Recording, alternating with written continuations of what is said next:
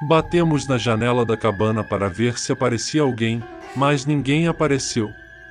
Resolvemos gritar, pois talvez a pessoa já estivesse dormindo. Mas nada ouvimos, e depois de alguns minutos, ninguém apareceu. O que se seguiu a partir daí foi o maior pesadelo de nossas vidas, o qual não desejamos para ninguém. Contos e sustos. O meu nome é Roberto, moro em Santa Catarina, tenho 63 anos e sou ex-piloto de aeronave. O que eu vou relatar para vocês aconteceu comigo e o meu colega de nome Marcílio, em 1998, quando nós trabalhávamos para uma empresa de táxi aéreo do Mato Grosso do Sul. Aconteceu que naquela tarde, nós tivemos que fazer um voo até o estado do Paraná, e nessa viagem nós estávamos sobrevoando uma área florestal da Mata Atlântica, que é dividida pelo Rio Paraná. Tudo ia bem no voo, quando de repente nós sentimos uma espécie de puxão na aeronave, e logo em seguida um grande sacolejo. O tempo estava em boas condições, e não tinha nada que pudesse provocar aquilo na aeronave. Em seguida, percebemos um rastro de fumaça atrás da aeronave, e tivemos que fazer uma manobra para um pouso forçado sobre o rio. Para nossa sorte, conseguimos pousar sem maiores problemas, e nadamos até a margem do rio, coberta pela floresta. Tentamos nos comunicar com a empresa, mas não havia sinal naquela área. Começamos a caminhar completamente perdidos por dentro da mata, na procura de uma estrada que nos levasse a algum lugar. Chegamos numa área pantanosa, e tivemos que atravessar com muito medo, pois a lama era tanta que atolávamos até na altura dos joelhos. Enquanto isso, percebemos que o sol já estava se pondo, e se não encontrássemos uma estrada ou um lugar aberto, poderíamos ficar perdidos a noite inteira no meio daquela mata. Finalmente encontramos uma estrada estreita, e seguimos por ela, sem saber aonde terminava. De repente, vimos um felino passando de um lado para outro da estrada, e desapareceu na mata. Depois de andarmos por uma hora, avistamos uma cabana numa pequena área limpa da floresta. Apesar de já ser noite, a lua clareava e nos permitia enxergar melhor, e assim pudemos chegar até a cabana, que parecia abrigar alguém, pelo seu estado de conservação. Vimos um varal com algumas roupas estendidas, e aquilo nos deixou mais tranquilos, pois certamente tinha alguém ali que podia nos ajudar. Quando olhamos por uma janela que estava aberta, vimos uma luz de vela que estava sobre uma mesa rústica, e alguns apetrechos pelo chão. Num canto havia um motosserra, e imaginamos que a pessoa que estava naquela cabana fosse um lenhador. Batemos na janela para ver se aparecia alguém, mas ninguém apareceu. Resolvemos gritar, pois talvez a pessoa já estivesse dormindo, mas nada ouvimos, e depois de alguns minutos, ninguém apareceu. O meu colega Marcílio perguntou se não era arriscado para a gente ficar ali, sem saber quem estava naquela cabana. Eu disse que nós tínhamos que escolher das duas uma: ficar na cabana e ver se aparecia alguém, ou seguir caminhando naquela estrada, no meio da floresta. Enquanto ainda discutíamos o que fazer, ouvimos um uivado distante, como se fosse o uivo de um lobo. Começamos a ficar atentos, pois até aquele momento, apesar de estarmos conversando, ninguém tinha aparecido dentro ou fora daquela cabana. Minutos depois ouvimos outro uivado de um animal, e resolvemos arriscar entrando pela janela, pois aquilo já estava se aproximando de onde nós estávamos. Nós não tínhamos ideia do que era, e tememos permanecer lá fora. Quando entramos, andamos por dentro de toda a cabana, e tivemos a certeza de que realmente não havia ninguém ali. Mas era muito estranho aquela vela acesa sobre a mesa. De repente, começamos a notar um barulho lá fora e corremos para o quarto, e ficamos olhando pelas frestas da janela. Foi quando vimos um homem saindo de dentro do mato, com uma garça na mão. Respiramos mais tranquilos, pois estava explicada toda aquela situação. Aquele homem certamente tinha saído para pegar alguma coisa para o jantar. Nessa hora fizemos um sinal para sairmos pela janela, ao mesmo tempo em que ele entrasse pela porta. Não queríamos que soubesse que já estávamos na cabana há algum tempo. Quando ouvimos o barulho da porta abrindo, saímos devagar sem que ele percebesse, e nos afastamos um pouco da cabana. Nos escondemos por uns 5 minutos dentro do mato, e depois saímos e batemos na porta. Ouvimos ele perguntar quem era, e então nós falamos que nossa aeronave tinha caído no rio, e nós estávamos perdidos naquele lugar. O homem abriu a porta, devagar, e vimos que ele tinha uma arma na mão. Quando viu que estávamos fardados e sujos de lama, ele mandou que nós entrássemos, e disse que ali perto tinha um lago onde podíamos nos limpar. Quando retornamos do lago, percebemos aquele sujeito meio desconfiado, e vimos que tinha uma garrucha perto dele. Começamos a conversar, e perguntamos o que ele fazia. Ele disse que não tinha família naquele lugar, estava ali há algum tempo e sobrevivia de caça e pesca. De vez em quando ele vendia alguma madeira e arrumava dinheiro para seguir a vida. Sabíamos que existia um clima de desconfiança em todos nós, mas tentamos levar uma conversa descontraída. Depois, o homem nos ofereceu o quarto para dormir, e nós entramos e vimos uma cama improvisada, feita com palhas e uma manta velha por cima. O cheiro era desagradável, mas mesmo assim procuramos nos acomodar. Enquanto ainda estávamos acordados, nós ouvíamos barulho de coisas na fora, e não sabíamos o que era que ele fazia. O meu amigo Marcílio disse que não estava confiando muito naquele sujeito, pois notava alguma coisa estranha nele, na forma dele olhar para a gente, e até mesmo nas conversas. Combinamos para que não dormíssemos os dois, por precaução. Quando um quisesse dormir, era bom que acordasse o outro. Minutos depois, quando o barulho de coisas acabou e percebemos que o homem já tinha dormido, eu me levantei e fui para a janela, e fiquei olhando em direção da estrada que passava por aquela mata. Enquanto eu olhava, avistei um animal correndo na estrada, e chamei rapidamente o Marcílio para ver também aquela coisa. Era esquisito. Corria saltando com as 4 patas, mas de vez em quando parecia correr mais ereto, encurvado como se fosse uma outra espécie de animal.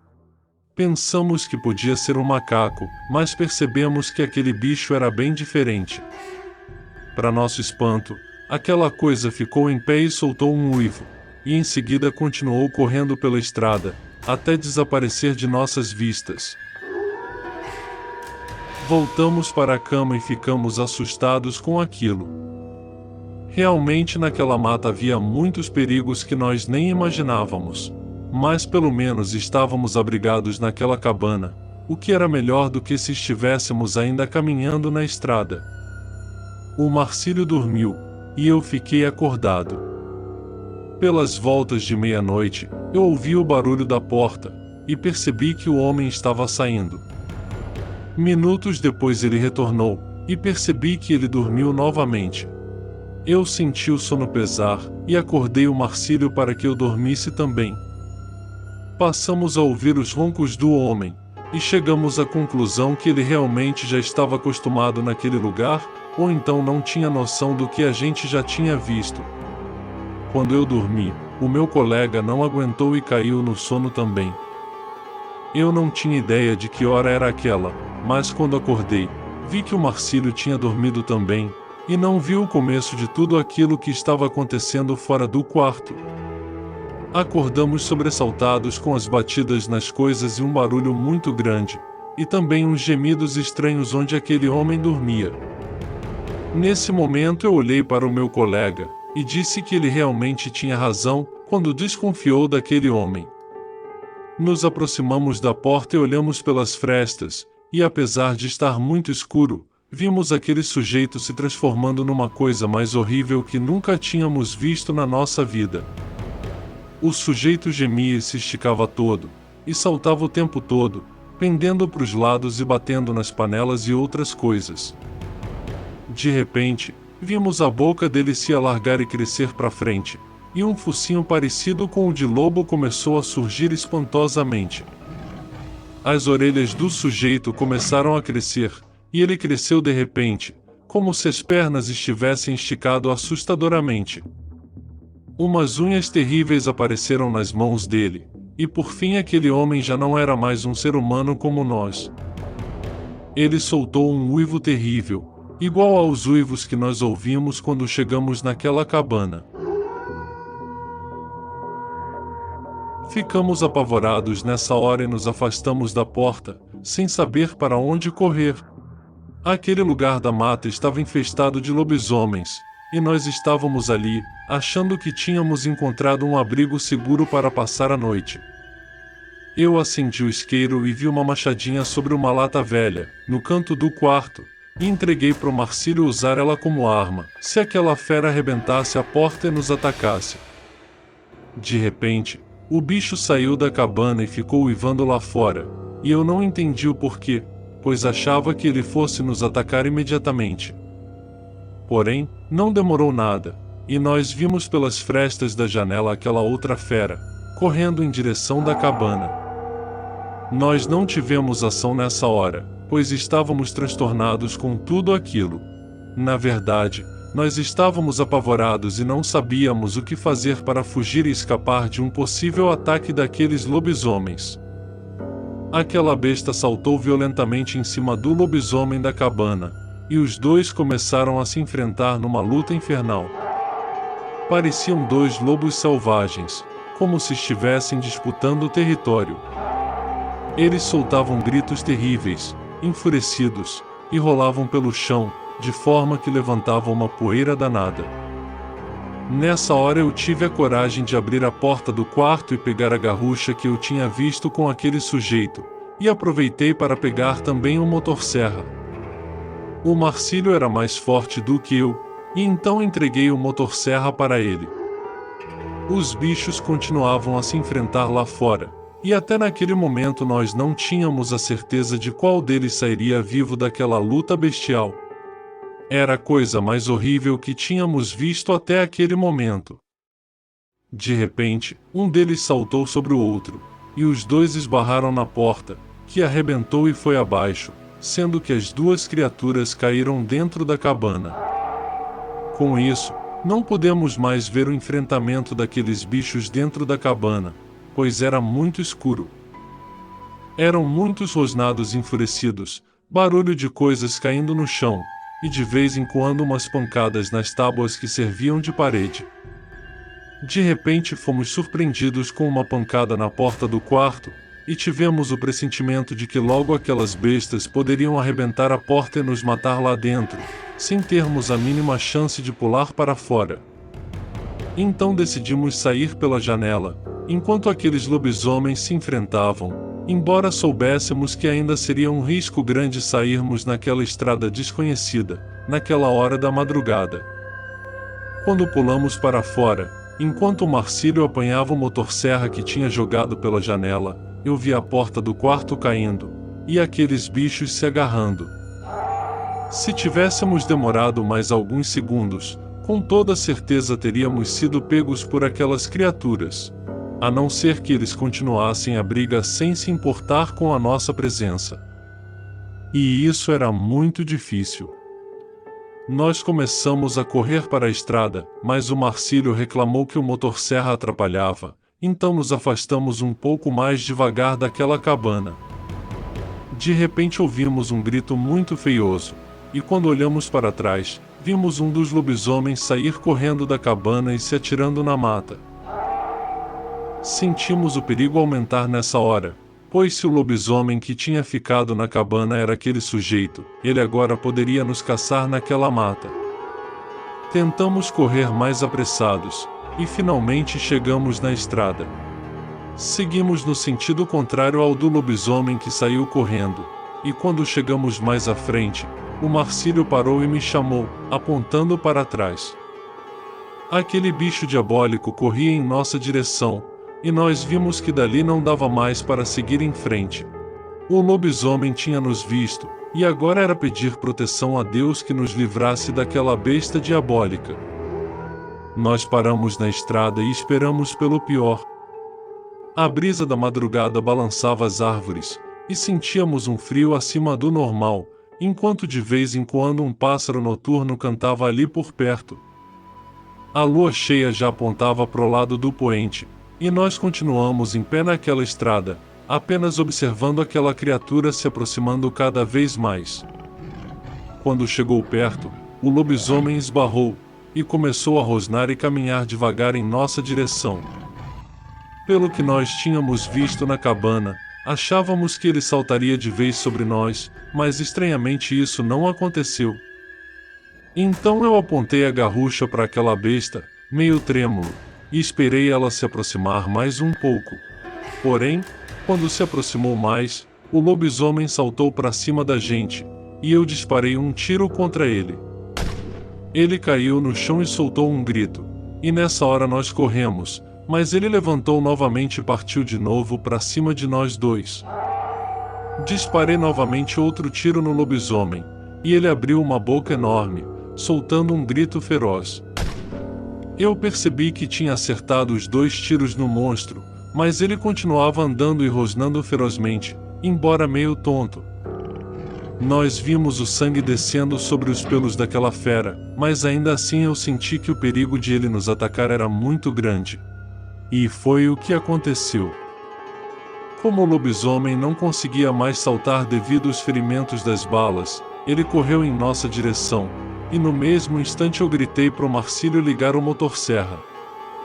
Por sorte, o Marcílio conseguiu ligar sem problema, e nós fomos nos afastando na medida em que o lobisomem avançava.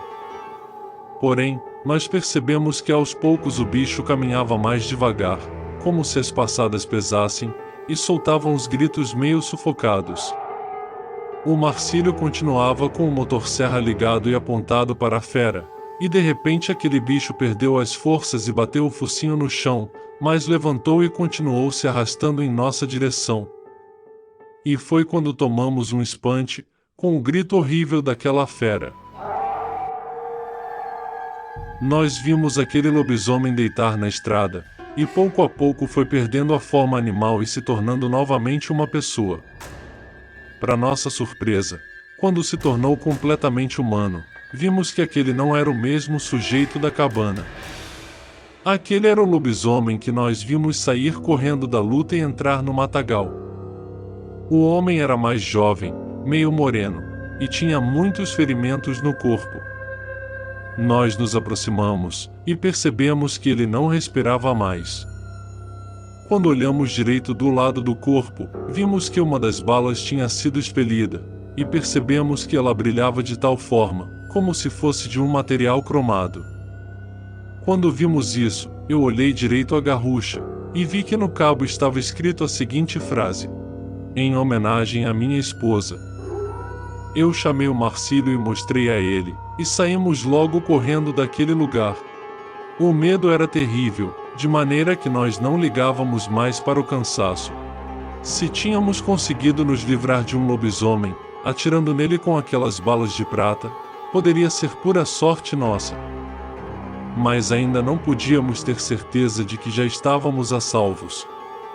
O lobisomem da cabana ainda era um perigo real para nós, e certamente ele estava a nos procurar naquele lugar. Mas essa outra história eu conto depois, porque ainda passamos por muitos apuros antes de voltarmos para casa. Se você gosta desse tipo de conteúdo, se inscreva no canal, curta os vídeos, comente e compartilhe, e nos ajude a continuar escrevendo mais histórias interessantes para você. Até o nosso próximo relato.